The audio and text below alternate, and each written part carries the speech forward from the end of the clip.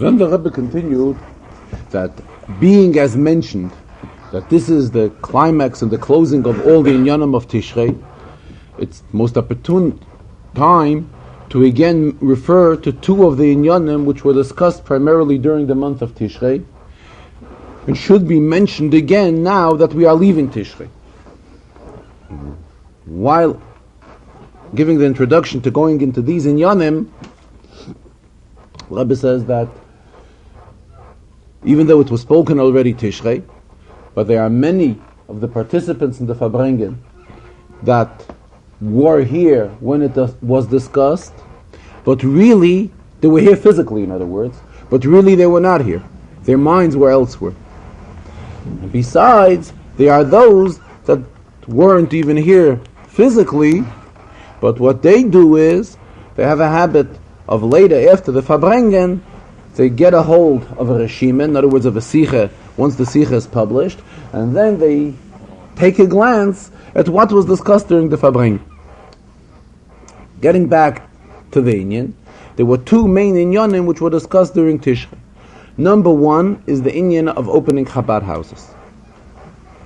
As the Rebbe spoke at length last week, and primarily in the Farbrengen of Simchas Torah, the importance of a Chabad house, and that a Chabad house is active really in every one of the three levels. Each one of the three levels of Torah, Avodah, and Gemilas Chasadim are all reflected through a Chabad house. Torah, first of all, Torah is learned in every Chabad house, Shiurim b'Torah. Avodah is the davening that is davened there. And the third kav, the kav of Gemilas Chasadim, is all the tzedakos which are given through a Chabad house. Actually, these are the three kavin of Torah, Avodah, and Gemilas Chasadim. Or the more in detail, as it's explained in Hasidus, it has to do with all the three kavin of Chabad, Chochma, Bina, and Das. Chochma is the shaykhs to Torah, Bina is the inyan of Gevura, which has a shaykhs more to Tefillah, and Das, which is the Kavha and Tzoi, which just has the shaykhs to the inyan of Gemilas Chasad. So regarding the inyan of Batei Chabad, again the Rebbe spoke today the importance of founding Chabad houses. And today the Rebbe went a step further. The Rebbe said that first of all, there's a tremendous thing in founding a Chabad house, as well as assisting those who are founding the Chabad houses, helping them that the Chabad house that they are founding should be successful. A step further the Rebbe went, that really everyone's house could really be a Chabad house. As we say in Pirkei Avos, Yehi Beischa Beis Vad LaChachamim. Your house should be a house where Chachamim, where smart people congregate. In other words, more precise, more in detail, the Rebbe explained that our own attitude should be such that we should be living up to the standards. In other words, our own attitude in our private life should be such that we should be living up to the standards of what a Chabad house is. In other words, we should excel in each one of these three inyanim. Our own excelling in Torah, Avodah, and Gemilas Chasadim, and by doing that, the Rebbe continues, there are several ways how we can be successful influencing other people. Number one is when we go out and we talk to somebody else. You go out and you talk to somebody else, ultimately you'll be successful in bringing your message across to the person. However, there's another way. There's a way of, by us being a dugma chaya, by us being a living example, and by us having our own homes run in a way, and our own lives run in such a way that we are a living example of what a Chabad house is, then automatically this will reflect on other people, and other people will learn from us, and through this attitude we will also be successful in being meifitz mayonos chutz, spreading the wellsprings of Chassidus and Yiddishkeit and reaching out to other people. And here the Rebbe added an interesting story from the Frierdiker Rebbe Zayde, who the Frierdiker Rebbe was named after. That when the Frierdiker Rebbe Zayde got married, his father-in-law, I think was the Tzemach Tzedek, made up with him that he will daven with a minyan. That during Shabbos he will daven ba'ariches. However, during the week he will daven with a minyan. He will daven tefillah b'tzibur. After a period of time, he finds out that his son-in-law is davening ba'ariches during the week as well. He's spending a long and larger part of the day on davening. So during one of the discussions which he had with him, so he brings up this issue and he says, didn't we agree that during the week you will daven tefillah b'tzibur? However, on Shabbos, that is when you will spend more time on davening and daven b'arichas. He says, sure, I'm living up to the agreement. But I've heard contrary. He says, what do you mean? He says, I try to daven b'tzibur every day. But what does tefillah b'tzibur mean to me, he said? Tzibur means to congregate, to bring together. He says, how can I go and daven unless I was mitzaber, I brought together all the 10 koiches hanefesh that are within me. Once I was successful in bringing together all the 10 koiches hanefesh, that is when I could daven. And that is what he looked at, tefillah b'tzibur. That's how he viewed tefillah b'tzibur. What do we derive from this story? From this story, we derive that we can do inyanim, and we just do it for the sake of doing it. However, we could do certain inyanim that we really put ourselves into it fully, and we do it with whatever we have, we put into it. Just like he used the expression of tzibur, gathering all the esa koichas hanefesh. In other words, all the strength, whatever HaKadosh Baruch Hu has given us strength, we accumulate all of this together and put all this into the specific inyan which we want to accomplish. The same when we're talking about the Chabad houses. Batei Chabad in a general format, or Batei Chabad in a specific format, how each one of our houses can be turned into a Beis Chabad. And all has to be done with this in mind, with this goal in mind, that everything should be done with such a dedication, like the Frierdiker Rebbe Zayde expressed himself, to gather all the Esel Koichas HaNefesh. In other words, we gather all our strength and all our power, whatever we have. Everything is gathered together, is congregated to be able to be successful in this specific inyan of running a Chabad house, and again, whether in a general way or in a specific private way. And then the Rebbe benches us with Hatzlach. The second inyan is regarding, which the Rebbe also spoke about Tishrei, and spoke about it today again, is regarding the inyan of Asei L'cha Rav. And the Rebbe continued, in order for us to be successful in this inyan of Batei Chabad, it is necessary for us to know that in other words, to know that we are doing things properly and we are not wrongly guided by our own self. That is why we need a Rav, Asei L'cha Rav. And this Rav will give us guidance, a specific and detailed guidance on what we are doing and whether we're doing it properly or where there is room for us to be improved or corrected and so forth. And here the Rebbe added an interpretation from the Mittel Rebbe, that the Mittel Rebbe once explained that when two Yidden discuss an inyan, what happens really, it is two Yetzer Tovs against one Yetzer Hara. So we are gaining. We have your Yetzer Tov, my own Yetzer Tov, plus my Rav's Yetzer Tov. Memela, two Yetzer Tovs against one Yetzer Hara will definitely be successful. So the Rebbe asks, but the person we are discussing it with has his Yetzer Hara also. So again, why isn't it 2 against 2? Explains very simple. Chazal tell us, Ein Adam Chaytei V'loi Loi. A man will not sin unless he has something for himself in it. In other words, every person has his Yetzer Hara. What my temptation to sin is may not be my friend's. It may not be the third person. And that his temptation, his taiva for sinning, will be a different one than what the other one wants. Memela, his Yetzer Hara will not get involved here. So what are we winding up with? Again, we are winding up with 2 Yetzer Tovs and 1 Yetzer Hara. And 2 Yetzer Tovs and 1 Yetzer Hara will definitely be successful, and we will overcome our own Yetzer Hara. So this is what we are gaining by Asei L'cha Rav. The Rebbe also mentioned, based on what Chazal tell us, Hakol b'dei shamayim, chutz miyira shamayim. Everything is in the hands of Hashem, except the fact of us being God-fearing. This the Rebbe still left to us. Memela, in order to guarantee our own Yira Shamayim, that our own Yira Shamayim will be a proper and authentic Yira Shamayim. What is the best way to do it, to preserve it? That is by listening to the clear and precise advice of Chazal of Asei L'cha Rav. And by having a Rav who will give us guidance and will help us and will assist us and make sure that we don't go off the track and everything that we do is done properly, then we will do it in the proper sense, and our Yirah Shamayim will be the proper Yirah Shamayim, the right Yirah Shamayim. And getting back to the other inyanim, which we are obligated to do, the inyan of Batei Chabad and our own houses being a Beis Chabad, all of this will be inspired with the proper Yirah Shamayim that it is needed for all of these inyanim. As it's customary that the Rebbe discusses a Rashi in weekly Sedre, today the Rebbe referred to two Rashis and also referred back to last week's Rashi.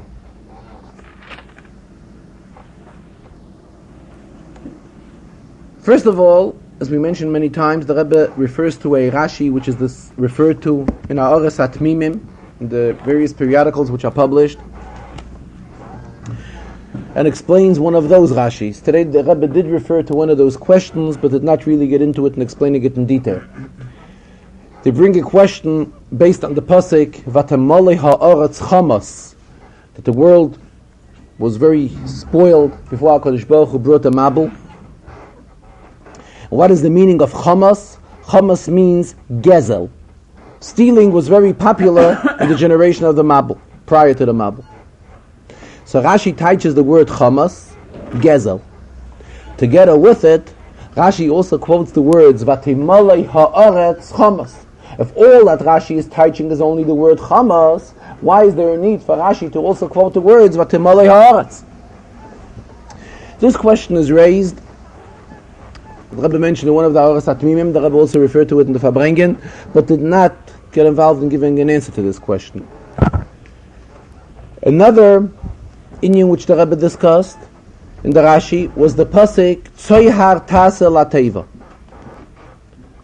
In fact, in the Maimer, the Rebbe also spoke about this inyan and related a taich from the Baal Shem Tov. Normally, in this week's Seder, when we refer to the Teva, we mean the Teva which was erected by Noach. However, in Hebrew, a word means a Teva. And there's a famous taich from the Baal Shem Tov. Baal Shem Tov teaches Boya la Teva. When HaKadosh Baruch Hu was telling Noach, Boya la Teva, Baal Shem Tov teaches, what does it mean? We have our Tevos, our words, the words of Torah and Tefillah.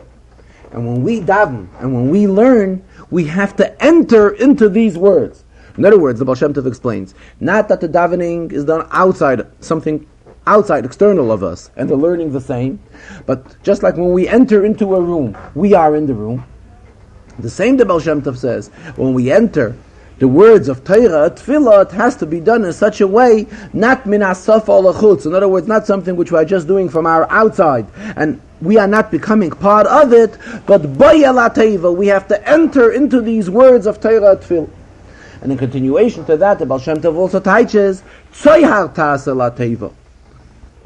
Tzoyhar, what does Rashi comment on the word Tzoyhar? It means a light. Rashi brings two pirushim, where it means a window, or it means a precious diamond, but the main idea is something which gives light. The same minyan, when we are davening and learning, we have to bring tzoyhar, we have to bring lichtigkeit, spiritual illumination into these words. In other words, we shouldn't just recite them as dry words, and these words have no meaning to us and no contact to us. We just said it and that's it. We just ogedavned and finished. But on the contrary, tzoyhar tase la teva, we have to bring in lichtigkeit and warmth into these tevos, into these words of Torah Tefillah. Now let us go to the Rashi. Rashi, which is Pshuta Shel Mikra. Rashi quotes the words Tzoyhar Tase la Teva, and Rashi explains. Tzohar, okay, no problem. And Rashi explains, thank you. What is the meaning of Tzohar? Rashi right away says, Yesh Imrim. There are some that say it is a chaloin, it's a window. And Yesh Imrim, there are others that say that it's a very precious diamond, a precious stone. A precious stone which HaKadosh Baruch Hu told Noach to bring into the Teva, and he will get light from this Teva, from this stone. So Rebbe asks a very simple and obvious question. Why does Rashi Bichlal have to get involved in explaining what is the meaning of Tzoyhar? You want to know what Tzoyhar means? Tzoyhar stems from the word Tzoharayim, afternoon. Just like afternoon, the sun is out, and it's full of strength, So that's the inyan of lichtigkeit. So the same, the child who is learning Chumash will understand what Tzayah means. Furthermore, let us analyze what's happening. Noach is building the Teva, and he's under the impression that HaKadosh Baruch Hu is going to destroy the entire world. Just he and his family are going to be left. So he's well aware that he's going to have to spend more than one day in the Teva. Memela, he has to look for means of having lichtigkeit in the Teva. Child knows that when a child who lives in a house is familiar that when it comes at night, for example, and we need light, we look for means to light a candle and have lichtigkeit. Or even during the day when there's a need for light, when there's no daylight coming into the room, we also look for eitzes, what to do. Now what's happening here? The Rebbe has told Noach how to build a Teva. But he's giving him very general rules. He's not telling him exactly how to attach all the boards. He's giving him, if there are a few psukim in this week's Chazarah, which are telling Noach in a very general format how to go ahead and build a Teva. Memela. It would be self-understood that Noach would have to look for some means to have light in the Teva. Even if the pasuk doesn't say it. Noach knows he's going to be there for a period of time, so he would dawn on him that he has to take along candles, for example. He has to look for something that would bring lichtigkeit into the Teva. Otherwise, he wouldn't be able to stay there. He and his family, his children, his sons, his daughter-in-laws, and sons. So there must be a need for light. Still, we see that there is a specific pasuk. Pasuk says, "Tzayhar ta'aseh lateva." So right away, Rashi sees that we must say that this pasuk of Tzayhar ta'aseh lateva is not the ordinary light which Noach would prepare to light a candle, the natural light which Noach would prepare to light a candle when it gets dark, because there's no need for the Torah to caution Noach to bring along such type of light. And being that the pasuk does tell him Tzayhar ta'aseh lateva, so Rashi right away looks for a pirush. What is the meaning of Tzayhar? So Rashi says, you want to know what Tzayhar means? Yesh Omrim. There are some that claim it means chaloin, it means a window. And we know that when we have a window brings in lichtigkeit. Window will bring in the sun, and even the light of the moon and the stars will also be able to come in through a window. But there's a major problem with a window, the Rebbe continues. It's going to be pouring. When it pours, nobody opens a window. Okay? Therefore, Rashi is compelled to bring another pshat, Yesh Omrim, that he's bringing along an Even Tova, a diamond, and a diamond which is going to be so powerful that this diamond will bring light into the Teva. But again, the Rebbe says, if it's a question which is the main pshat and which is a secondary pshat, obviously the pshat of a window is something which is more popular than bringing along a precious stone and hanging that up in the teva and to say that this is going to bring the light. So that's why Rashi rather chooses to bring as a first pirush the chaloin. Yesh Omrim chaloin, a window. But being that there is a hardship with the pasuk learning that it's meant to, Tzayhar is meant a window, Rashi also brings another pirush that Tzayhar means a precious diamond which also gives off lichtigkeit. Now the Rebbe went back to the Rashi which was discussed last week. Last week the Rebbe discussed the pasuk that the Rebbeinu Shlomo made kostnois oyer, clothing for Adam Arishin vayalbishem, and the Rebbeinu Shlomo himself dressed them up with it. So Rashi also brought two pshatim. One pshat is that HaKadosh Baruch Hu created some type of a garment and attached it to Adam Arishin and Chava's skin that was like part of their skin from top to bottom together with them. Another pirush is kostnois oyer, that HaKadosh Baruch Hu took something made from wool, just like, what does Rashi say? Just like tzemahar novim, and something which is warm and soft, and this is what the Rebbeinu Shalom dressed them with. So the Rebbe raised the question last week, really, to create a garment from skin, a skin garment, obviously we have to strip the skin from a behemoth. To strip the skin from a behemoth, that means that the Rebbeinu Shalom had to go ahead and kill a behemoth, and there strip its skin, and from this skin he would make a garment, a kosnois oil for Adam Arishon and Chava, and that is what he would dress him with. So it's very hard to learn that Adam, the clothing which HaKadosh Baruch Hu got for them, HaKadosh Baruch Hu went ahead in Gan Eden and killed an animal and stripped it, and from its skin the Rebbe made a garment for them. Something which it's not mentioned in Chumash, and it's very hard to learn that way. Especially for the Mechamish Lamikra. Another question arises. What does Rashi tell us? That the garment was made from tzemer. What is tzemer? Tzemer is wool. Wool is not skin. Pasuk says that the garment was made from kosnois oyer, from the skin of the behemoth. And what does Rashi explain? And in detail, Rashi gives an explanation that it was made from wool. The Rebbe says one question answers the other. Rashi is learning it doesn't necessarily mean skin. It means something which comes from the outside of a behemoth. Wool can also be taken from a behemoth, and when we want to take the wool off a behemoth, there is no need to kill the behemoth. We could do it from the behemoth even while the behemoth is alive. Memela, this is what Rashi is learning. HaKadosh Baruch Hu was the one who prepared these garments for Adam and Chava. The kosnois oyer, it's like called kosnois oyer, garments of skin, but it wasn't made exactly from the skin, so to say, like that there should be a need to strip the skin off the behemoth and kill the behemoth, otherwise we cannot make this garment. HaKadosh Baruch Hu made it from the wool which is on the skin, and this could be woven off the behemoth even while the behemoth is still alive. And from this wool HaKadosh Baruch Hu created something for Adam and Chava, something which is warm and soft, something that they should be able to wear and it should protect. Doesn't it say that the skin from the That's a medrash. Here we're learning Rashi. Pshat, Pshuta Shel Mikra. And Pshuta Shel Mikra, it's wool off one of the behemoths. However, there was no need for the Rabbanu Shalom to kill the behemoth in order to get the wool.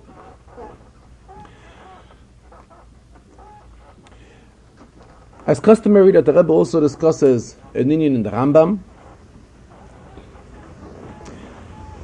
And before the Rebbe got into the Rambam, the Rebbe spoke about the greatness of shiurim and Torah, public shiurim and Torah. Kviyas itim l'Torah berabim. It's explained in the writings of all the Rabbeim, going back to the Igeres HaKodesh from the Alter Rebbe. The great accomplishments which are achieved when Yidden congregate to learn Torah, when groups of people gather to learn Torah. And talking about this, the Rebbe said that there is a taich on a pasuk in Tillim.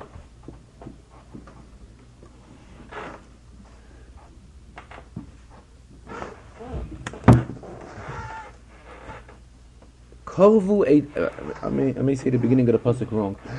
It's a pasuk in Tillim. Karvu eidesecha zima u'meteiroscha rachaku. Rabbi Taich wrote the Taich as follows. Zima means to sin, which means that we see something very strange in human nature. That when people are going out to do an aveira, that is when people gather together and they're happy to do the aveira in unity, in achdus. When it comes to mitoirasecha, when it comes to join together in an inyan of Torah, then rachaku. Here all of a sudden everybody starts going in a different direction. We can't get together for an inyan in Torah. Torah should be learned in achdus. And the Rebbe explained, for example, if we want to get together to learn something, someone will say we should learn this. The next person who's involved will want to learn something else. The third person will suggest let's learn a third thing. Or the same thing, b'negei at a time or b'negei at a place. In other words, the strange thing here is that when it comes to Torah Sechel, when it comes to gathering for an inyan that has a shaychas to Torah mitzvahs, all of a sudden it becomes rachaku. There's no inyan of achdus. And the Rebbe spoke tremendously on the importance of unity and the importance of achdus. The Rebbe brought what Chazal say, based on a pasuk, Chibur atzabim Ephraim hanachloi, that in the times of Novi, the tribe of Ephraim was worshipping to Avodah Zarah. And they started a battle with Yehuda. And Yehuda was As the name Yehuda indicates, having a shaykhs to Yud Kei Vav Kei, having a shaykhs to the Rebishter. So Chazal tell us, based on this pasuk, that the Rebishter gave koiches to Ephraim, though Ephraim was involved in worshipping Avodah Zarah, that they should succeed and overcome Yehuda. Why? Because of one thing which Ephraim had and Yehuda did not. Ephraim possessed Achdus. There was a unity amongst Ephraim. And in recognition of this fact, the Rabbeinu Shalom appreciated it so that the Rabbeinu Shalom said, Hanachlo, he's letting him go. He's letting him go, he's forgiving him for everything. Not only that, the Rabbeinu Shalom says, in a battle which they will go out against Yehuda, they will be successful. What does this show us? This shows us how great Achdus is, how great unity is.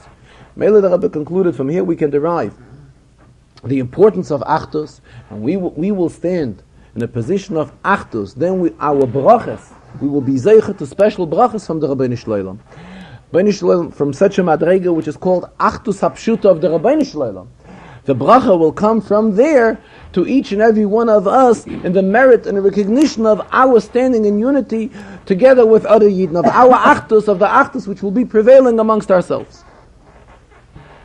Regarding the Inyan in Rambam, in today's Shir in Rambam, it is in the halachas of Niskei Mamoin, of financial damages. And more specifically, today's Shia deals with the halachas of Boyer. Boyer means in the beginning of Bava Kama we learned that there are arba avos nezikin. There are 4 heads of damages. Hashoyer, an axe, v'haboyer, simply meaning a ditch. If one goes ahead and creates a ditch in Rishus Harabim, a hole in Rishus Harabim, and somebody else goes by and somebody else is damaged by this, the one who has created the hole is responsible for the damage which somebody else has suffered. This is the halacha of Boyer. It's discussed in the Torah. Ki yichre ish Boyer, if one was to dig a hole, or ki yiftach ish Boyer, imagine there was a closed hole, but somebody just took off the cover, removed the cover from it, the person is responsible. Rebbe says, the Rambam tells us that all in Yonim and Torah are liyasher hadeyos. In other words, we have the spiritual lesson which we can derive from it. The same is benegeya this. B'chlal we know, to explain the Chassidus, that before every mitzvah we recite Anshe Kitshanu b'mitzvayso v'tzivanu. We are thankful to the Rebishter for the mitzvah which he has commanded us. And to explain, though we know that mitzvahs are 3 categories, there's a category of Eidus, Chukim, and Mishpatim. Mitzvahs which we do understand the reason for, mitzvahs which we don't. Or the 3rd category, mitzvahs which even if Chas v'Shalom the Torah would not be given, we would also know that we have to fulfill them. Still, Chassidus teaches us that when we approach a mitzvah, our approach to the specific mitzvah has to be such that we do it not because we understand it has to be done, we do it for one reason only. The fact that the Rebbeinu Shalom has told us to do so. In other words, we view all the mitzvahs as if they would be chukim. We do it with a Kabbalah's oil, an acceptance of the yoke of the Rebbeinu Shalom. Now when it comes to this mitzvah of Boyer, the Rebbe continues, the choik here is a very obvious one. Very interesting Gemara we find regarding this. Pasuk says, Ki yichre ish Boyer, or ki yiftach ish Boyer, if one was to create a Boyer, or he was to open the cover of the Boyer, v'nafal shaman, will fall in there, shoyer, or chamoyer, and Pasuk continues, he will be obligated to pay for the damage which he caused. Some Pashas Mishpat. So there's an interesting Chazal. Chazal comment as follows. Shoyer v'loy Adam. Chamoyer v'loy Kelim. Shoyer, if an axe will fall in there and the axe is damaged, then the person who created the ditch is obligated to pay for the damage of the axe. If a person falls in there, he's not obligated to pay. The same thing, chamoyer. If a chamoyer falls in, a donkey, of a loy kalim, but not if it has dishes. Chamoyer was carrying dishes, and the dishes fall in He's not obligated to pay for the dishes. Furthermore, the shoyer would be carrying kalim. The ox who has kalim on is carrying a bag of kalim on him. A halacha like this, the Rebbe continues, is a chayk. We have no reason, no logic to understand such type of halacha. If a shoyer falls in, if an ox falls in, the one who created the ditch is obligated to pay for the damage. If a person falls in, he's not obligated. Or if dishes fall in and break, he's not obligated to pay.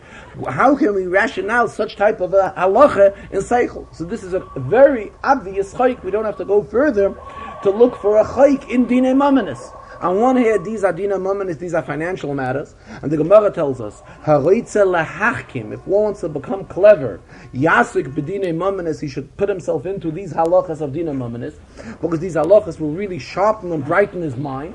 But on the other hand, we find in these halachas, in the fullest, heaviest details of these halachas, such halachas which can only be explained with the fact that it is a chayk. Now the Rebbe is explaining these inyanim in ruchniya spiritually. One other point in the Rambam, today's Rambam, where the Rambam discusses the halachas of boyer b'shus harabim, the Rambam adds on, taken from Gemara, that it doesn't necessarily mean only a ditch. How about if one would put an obstacle in b'shus harabim? He would put a tail, in the tail is the Hebrew word, which would mean like a little mountain, in Rishus Harabim, in the middle of the street, something which people are not used to see there. This tail, this mountain, is also an obstacle, could cause damages, and the same halachas that apply to a boya will apply to the tail, to this mini mountain. B'chlal, the Rebbe says, it's brought in Chasidus, a Hasidic interpretation on the Mishnah of Arba, Ovis, Nezikin, the four main damages, how this is not only discussing halacha, but this is the reflection of it spiritually within every person. What we are concerned with now is to explain the halacha of boya. The inyan of boya, we can have it in the positive way, or we can have it in the negative way. What is the inyan of a boya, a ditch, or a little mountain, in the spiritual sense? It reflects the concept of a mashpia and a mekabel. A mekabel is like an open ditch. One is out to receive, to be mekabel, to learn from others. He lowers himself lower, and he's standing open, ready to swallow what will be given into it, spiritually. What is the idea of the tail of a mountain? That is the concept of a mashpia. Now these inyanim could be in the positive way, could be in the negative way. On one hand, we know that everyone is told that he has to be a mashpia. Everyone can be in a position of giving, and everyone can be in a position of taking. To the extent that it's even reflected in halacha. Halacha tells us that Oni Shebi Yisrael, poor person, misparnis min tzedakah, whose living is from charity which he is given, he too is obligated to give charity. What do we see from this? How everyone can be a mashpia. The same in the spiritual sense. A mekabel, this is what Chazal tell us, that we should learn from everyone.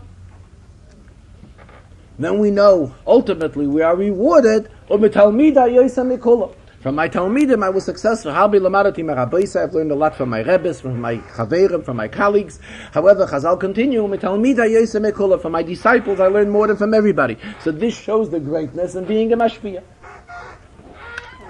However, these two inyanim of mashpia and mekabel could be in the negative way as well. It could be in a way that it will be mazik, it could create damage. If I am mekabel, if I'm learning the wrong things from the wrong person, then I am a boya, that is mazik, b'shus harab. If one is a mekabel, and he's mekabel the right things from the right person, this is the proper concept of a boya. The same comes to the idea of mashpia. The mashpia who is giving off him the proper ideas and the proper inyanim and Torah, sharing them with others, he is the wanted and desirable teil b'shus harab. The one who is giving from him, however he's giving bad influence into others, this is the inyan of a tail, of a mini mountain, b'shus harabim, that's causing damage. And here the Rebbe concludes that it is our inyan to be a tail b'rshus HaRabbi. Friedrich Rebbe used the expression that every chassid is a lanternstick. Lanternstick means he brings light into the street. A street lighter, a lamp lighter. We go out into a dark street, and there we stel sich avek. The Rebbe used the expression, we notify people around us that we are a shaliach of Nasi Derein. The Rebbe says the shliach that gets out there says and shows that he's not looking for anything, he's not looking for personal kavod, he's not looking for anything whatsoever. What is he looking for? To relate Dvar Hashem to other people. And bring the message of Torah to Yidden that are in this dark street. And he's coming out there, this individual is coming out there as a shliach, and he's coming out there as a tail b'Reshus HaRabim, as a mountain. But here we're talking about the positive mountain in Reshus HaRabim. And when we get out there, the Rebbe says, we are guaranteed that people will begin just simply sticking themselves, klebbing sich, getting attached to this individual who's getting out there as a shliach and bringing spiritual light and acting as a lanternstick, bringing light. The Rebbe concluded again with the words of the Rambam, that every mindset, every act, and every pa'ula of each and every individual can have an impact not only on himself, but could have an impact on the entire world. And a person should always remember that al yidei ma'aseh echad du pa'ula achas, he could be machriya, like a scale, could have an effect, and could weigh over himself and the entire world, and could have an effect on the entire world. L'kafschus, memela, by one of these acts, the Rebbe says, of each one of us, this can have an effect on weighing over the entire world, and by being machriya the world l'kafschus, and a pa'ula achas like this, one act of such, the Rebbe says, can simply lead to the coming of Mashiach Tzidkenu b'mheira v'yameinu. Today's date is Vav Cheshvan, 6 days in the month of Cheshvan. And regarding this date, we find in Gemara something very interesting. The Gemara tells us that in Eretz Yisrael, when do we begin asking for rain? The Saint Halamoto Levracha, as of Zayin Cheshvan, as of 7 days in the month of Cheshvan. Why? The Gemara gives the reason. Because Achron Shebe'oile Rigolim, the last one of those Yidden that came to spend Sukkot in the Beis Hamikdash, would reach home on Vav Sivan, on the 6th day of Vav Cheshvan, on the 6th day of Cheshvan, and therefore, as of the next day, we will be able to ask for rain. Because if we would ask for rain while people are still on the roads, going back from the Beis Hamikdash, this would interfere with their journey back home. The Rebbe continues, but regarding every inyan which has transpired in the Beis Hamikdash, we try to do something to commemorate this inyan. First and foremost, the inyan of Korbanos. So regarding Korbanos, we know that only in the Beis HaMikdash we were permitted to be Makriv Korbanos. Today, should one decide to be Makriv a Korban, not only wouldn't it be a satisfaction to the will of the Rebishter, which this is the inyan of a Korban, Reyach Nichoyach, Nachas Ruach Lefonai Sha'amarti V'Nasa Retzoni, the Rabbeinu Shalom says it creates a satisfaction that his will is fulfilled. But it is the contrary of the will of HaKadosh Baruch Hu. At the same time, we find that we do tefillah today, which is to replace a kol. So how much more so is it Benegeya, this inyan of Vav Cheshvan, where we have halachas regarding Vav and Zayin Cheshvan, even reflecting today. And the Rebbe referred that the Alter Rebbe in Shulchan Aruch refers to it at length. First of all, if one was to write a document, a shtar, and he would put the date in the document, Yontev days, Yemei HaMoyadim, he can still refer to any day until Zayin Cheshvan. Also, should one accept a neder upon himself, that he has to take care of something and he has time till the end of Yontev days, what is meant by Yontev days?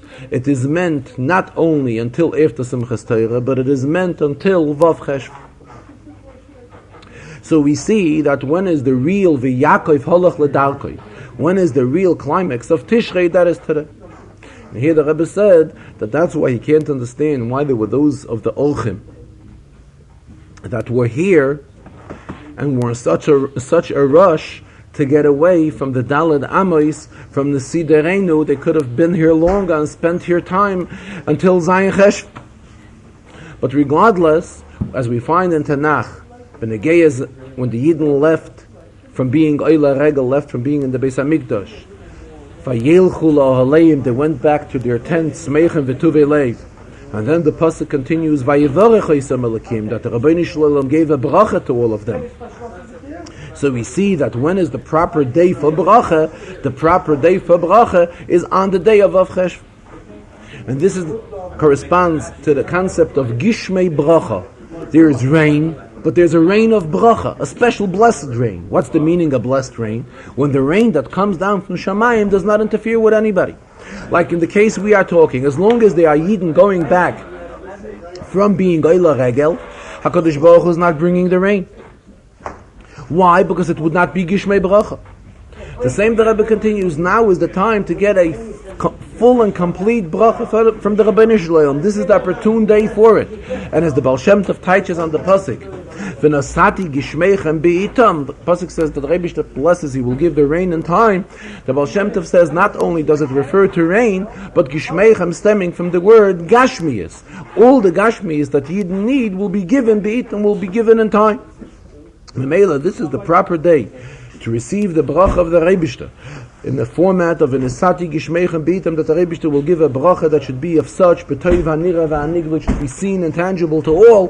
Now that this is the day when we are ending the Yontef of Yimei HaChagim, and everybody's getting back home.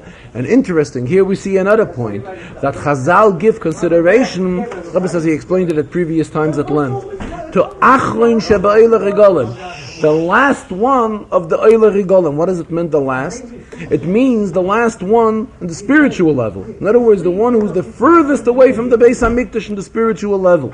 And he will get home, and he will bring the inspiration from the Beis HaMikdash to his hometown as well, which is the furthest point in Eretz Yisrael. When we say furthest, we mean furthest in the spiritual sense.